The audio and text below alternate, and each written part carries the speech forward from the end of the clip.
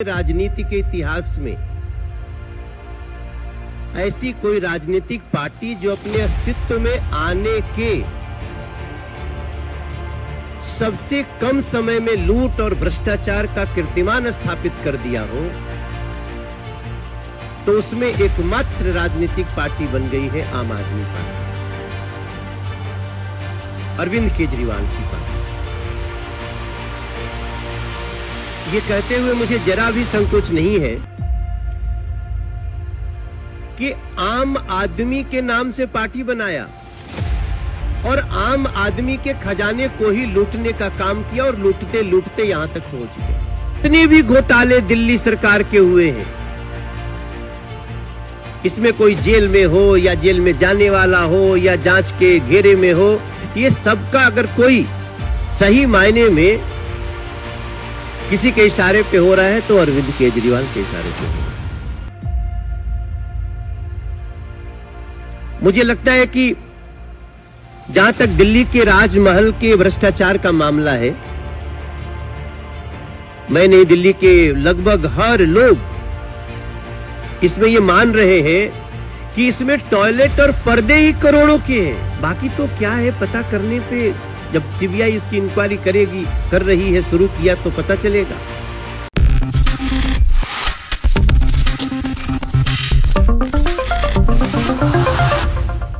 मुझे लगता है कि सरकारों में और राजनीति में रुचि लेने वाला देश का हर तबका स्तब्ध है। दिल्ली में हुए इस अपराध और भ्रष्टाचार के कांड पर जो अरविंद केजरीवाल के द्वारा किया गया है, भारतीय राजनीति के इतिहास में मैं एक बहुत महत्वपूर्ण बात की तरफ सबको ले जाना चाहता हूं कि भारतीय राजनीति के इतिहास में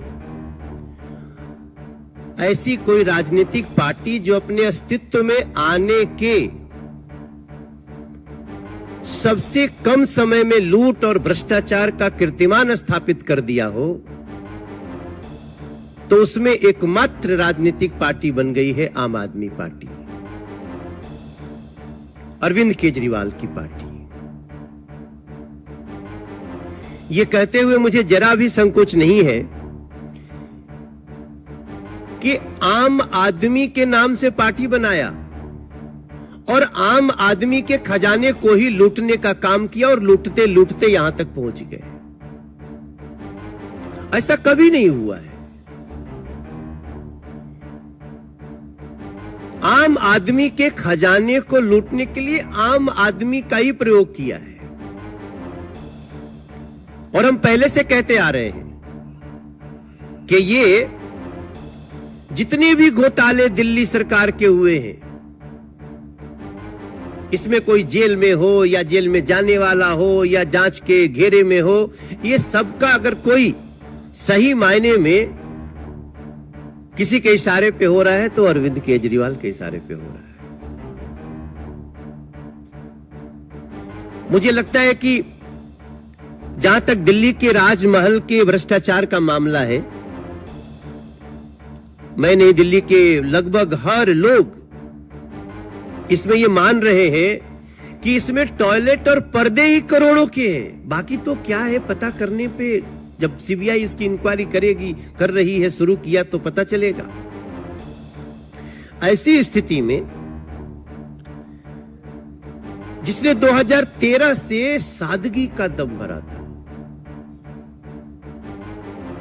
ऐसी सादगी का दम कि अच्छे अच्छे उसके भ्रम में आ गए, और वो व्यक्ति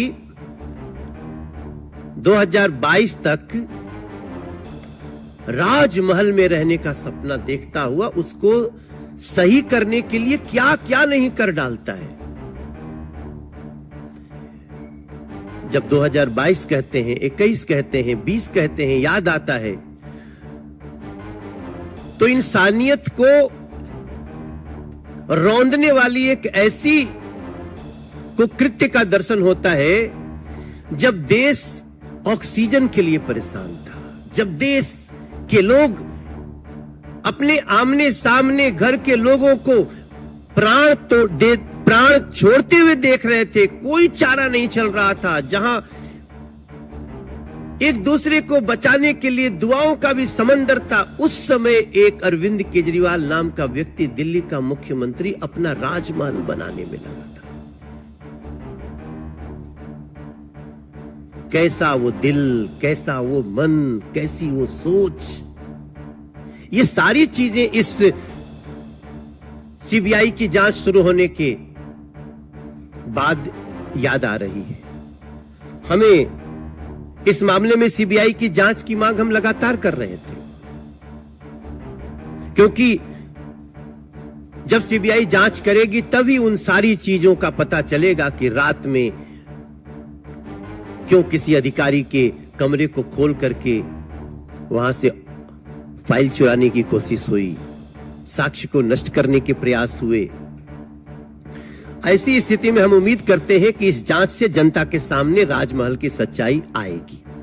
और राजमहल घोटाले की जांच इसलिए भी जरूरी है, वो सभी लोगों से मैं बताना चाहता हूं, क्योंकि सीएम बंगला निर्माण के लिए टेंडर जारी करने के नियमों का जो उल्लंघन किया गया, वो किसके इशारे पे किया गया, ये जानना बहुत महत्वपूर्ण है। केजरीवाल ने टाइप 7 की पात्रता से कहीं बड़ा अधिक घर बनाने के लिए जो कार्य किया, वो किसके इशारे पे, किसके सह पे किया गया, ये सीबीआई की जांच से पता चलेगा। जांच से यह भी पता चलेगा कि किसके निर्देश पर पीडब्ल्यूडी अधिकारियों ने ऐसे भवन निर्माण के लिए छोटे छोटे टेंडर जारी किए, किसके इशारे पे। यह भी पता चलेगा कि फर्निशिंग सामग्री के अलावे भवन निर्माण सामग्री के साथ साथ फर्श के पत्थर, लकड़ी के काम की दर और गुणवत्ता को किसने मंजूरी दी, ये सारी बातें पता चलेंगी। और सब कुछ देखते हुए मेरे जहन में जो बात आती है कि Arvind Kejriwal government is government of criminals, run by criminals in a manner of criminals।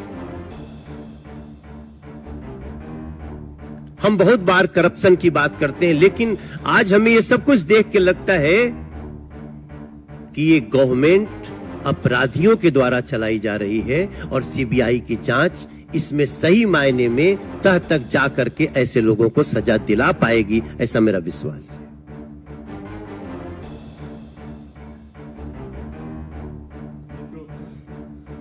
Shahzad जी भी अपनी बात रखेंगे। माननीय शाहजाद को मित्रों, ये पूरा का पूरा प्रकरण केवल एक घर के रेनोवेशन का नहीं है, बल्कि मानसिकता के रेनोवेशन का है।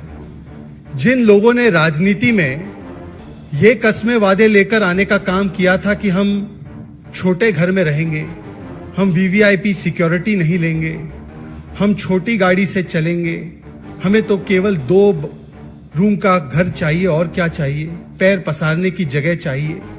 आज उस मानसिकता का ऐसा रेनोवेशन हुआ है कि सुल्तान केजरीवाल एक भ्रष्टाचार का महल बनाते हैं। ये सुल्तान केजरीवाल की कहानी है। और सुल्तान केजरीवाल ने जब दिल्ली की जनता ऑक्सीजन के लिए, दिल्ली की जनता वेंटिलेटर के लिए, दिल्ली की जनता की रसोइयां बंद थी, जब दिल्ली के लोग त्राहिमाम कर रहे थे कोविड के काल में, तब सुल्तान केजरीवाल ने एक फतवा जारी किया कि मेरा भ्रष्टाचार का बड़ा महल बनेगा। और उस फतवे के बाद किस प्रकार से वियतनाम से फ्लोरिंग आई, करोड़ों रुपए की। पीडब्ल्यूडी का आप देख लीजिए, किसी के भी घर पे ज्यादा से ज्यादा अगर लगता है तो मकराना मार्बल, और वो भी हाई क्वालिटी का मार्बल होता है, राजस्थान से आता है मकराना। पर मकराना मार्बल ताजमहल में तो लग सकता है, सुल्तान केजरीवाल के भ्रष्टाचार के महल में मकराना मार्बल लगेगा। उन्होंने कहा वियतनाम का सफेद मार्बल आएगा। हमारे घर में पर्दे लगते हैं, 200, 300, 400 रुपए के पर्दे लगते हैं, 500 रुपए का मैक्सिमम, 1000 रुपए का बहुत बड़ा हो गया। यहां पर 8-8 लाख का एक पर्दा, 8 लाख रुपीस का पर्दा। हमारे घर में टॉयलेट भी होता है, 200-300 रुपए की टॉयलेट की सीट आती है। यहां पर 4 लाख रुपए की एक टॉयलेट की सीट। 4 लाख रुपए का कमोड। कल्पना कीजिए, 60 लाख रुपए खर्च किए गए रसोइयां बनाने में, और एक नहीं अनेक रसोइयां बन रही थी। 4-5 सदस्य हैं उनके घर में, 15 टॉयलेट बने। 15 टॉयलेट 4-5 लोगों के बीच के लिए 15 टॉयलेट, और हर टॉयलेट में पाउडर रूम भी बना है। अब सोचिए पाउडर रूम क्या होता है। टॉयलेट के भीतर घुसने ही वहां पर कैसे शर्ट लगानी है, कैसे मेकअप करना है, उसके लिए उसको पाउडर रूम कहते हैं। तो 15 पाउडर रूम भी बने, उसके ऊपर 15 लाख खर्च हुआ। यह केवल अश्लील खर्च का मामला नहीं है दोस्तों, ये अश्लील खर्च के साथ साथ भ्रष्टाचार का भी सीधा सीधा मामला है। क्योंकि अभी जैसे हमारे सांसद साहब बता रहे थे, मनोज जी बता रहे थे, सारे रूल नियमों को बाईपास किया गया। आपको पता होगा कई मीडिया के लोगों ने स्टोरी भी की है, और इसी मंच से वो स्टोरी हमने उस पर पीसी भी की है हमारे अलग अलग नेताओं ने दिल्ली के, कि हर खर्च को 10 करोड़ के नीचे रखा गया। 9,99,999 रुपए रखा गया, ताकि 10 करोड़ पार होते ही जो प्रक्रिया आती उसमें वो प्रक्रिया से बचा जा सके। आज इसीलिए ये दिल्ली की जनता की जीत है, क्योंकि दिल्ली की जनता लगातार दिल्ली प्रदेश भारतीय जनता पार्टी के नेतृत्व में मांग कर रही थी कि किस प्रकार से इस पूरे मामले में सीबीआई की जांच हो। पहले सीएजी की भी जांच हुई, तब भी इन्होंने विक्टिमहुड कार्ड निकाला। आज सीबीआई की जांच हुई है, देख लेना 5-10 मिनट के बाद अब ये सारे लोग मिलकर बोलेंगे, देखिए हमें प्रताड़ित किया जा रहा है, हमें दबाया जा रहा है, हम इधर अच्छा काम कर रहे हैं, हम उधर अच्छा काम कर रहे हैं, इसीलिए विक्टिमहुड कार्ड आएगा। परंतु आज विक्टिमहुड कार्ड का नहीं, आज समय है रिपोर्ट कार्ड देने का। अरविंद केजरीवाल जी, रिपोर्ट कार्ड दीजिए अपने भ्रष्टाचार का। शराब घोटाले में मनीष सिसोदिया, आज भी कोर्ट ने उनको अंदर रखा है। क्या कोर्ट विंडेटा कर रहा है? और शराब घोटाले में तो कांग्रेसी, आप ही के नए नए मित्र, जिनके साथ आपकी किस प्रकार की खटास है पंजाब से लेकर हर जगह पर, उन्होंने उसका स्वागत किया। बस घोटाला, कक्षा घोटाला, जिसको स्वयं मनोज जी ने उठाया था बहुत बड़े पैमाने पर, और अब शीश महल घोटाले पर भी जिस प्रकार से एक के बाद एक सारे तथ्य सामने आ रहे हैं, तो आज अरविंद केजरीवाल जी को बताना चाहिए कि फाइलें छिपाने की, फाइलें हटाने की नहीं, अब रिपोर्ट कार्ड दिखाने की बारी है। और आज दिल्ली की जनता सब एक स्वर में इसका स्वागत कर रहे हैं कि इसमें सीबीआई की जांच की शुरुआत हुई है। इस पूरे प्रकरण का सरगना सुल्तान केजरीवाल है। उनके भ्रष्टाचार के महल में जिसने भी लूट खसोट की है, उनको जवाबदेही देनी पड़ेगी। सरगना माने किंग पिन। मित्रों, अपनी ओर से हमने विषय रख दिया है दिल्ली के विषय पर। अब आप इस विषय पर कोई भी प्रश्न पूछ सकते हैं।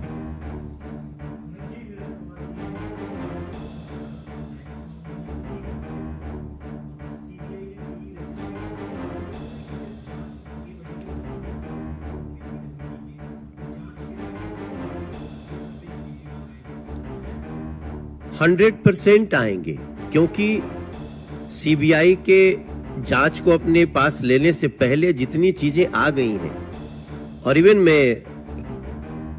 मैं धन्यवाद देना चाहता हूं आपके चैनल को और मीडिया को थैंक्स करना चाहता हूं। बहुत ऐसे केसेज हैं जहां मीडिया ने वो काम करके दिया है जिसके आधार पे बड़े बड़े अपराधी पकड़े गए हैं। तो इस केस में जिस प्रकार से सारा कुछ design by Arvind Kejriwal, plan by Arvind Kejriwal, और जो कुछ हुआ है वो स्वयं जिसके लिए हुआ है वो अरविंद केजरीवाल। तो मुझे पूरी तरह से लगता है कि अब इनका बचना बहुत मुश्किल है।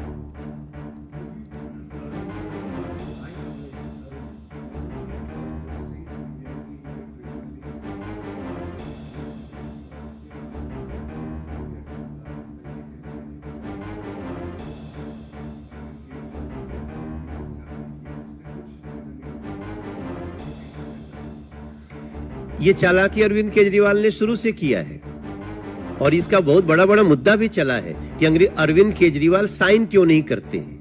तभी मैंने कहा कि इन अ क्रिमिनल मैनर, ये शब्द इसलिए प्रयोग किया कि ये बड़ी प्लानिंग के साथ चल रहे हैं। लेकिन अब जहां फंसे हैं, मुझे लगता है कि जिस पूरी मोडस ऑपरेंडी को आम आदमी पार्टी के नेता बोलते रहते हैं, अब शायद इसके बाद नहीं बोल पाएंगे।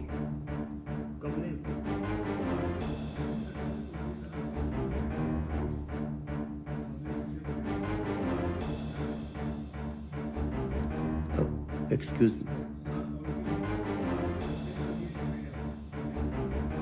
देखिए, अगर मैं तो ये तो स्पष्टीकरण हो गया। पहले तो ये कह रहे थे इनकी नई पॉलिसी दुनिया की बेस्ट पॉलिसी है, और अब पुरानी पॉलिसी को न केवल लागू किया गया, उसको बढ़ाया जा रहा है। इसका मतलब कि आज अरविंद केजरीवाल की सरकार ने माना है कि नई पॉलिसी जो इन्होंने लाई थी, जिसमें मनीष सिसोदिया आज भी जेल में है, वो पूर्ण तरीके से भ्रष्टाचार युक्त थी। इसीलिए अरविंद केजरीवाल को तो नैतिक आधार पर यह बताना चाहिए कि नई पॉलिसी किनके साथ मिलकर और कितना भ्रष्टाचार करने के लिए 2000 करोड़ से ज्यादा का भ्रष्टाचार करने